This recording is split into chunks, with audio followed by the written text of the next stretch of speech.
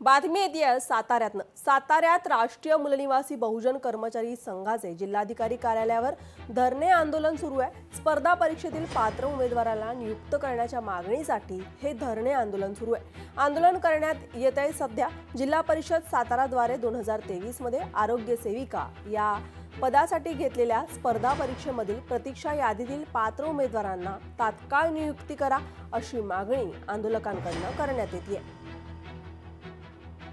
आजचा आंदोलनाचा हा तिसरा दिवस आहे।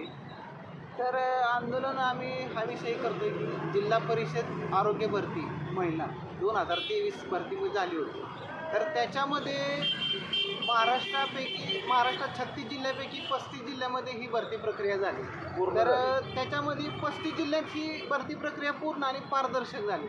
तर ह्या भरती प्रक्रियेला सातारा असा एकमेव जिल्हा राहिला आहे की अपवाद ठरला या भरती प्रक्रियेला। लोकशाही मराठी ऐका, पहा, जागरूक रहा।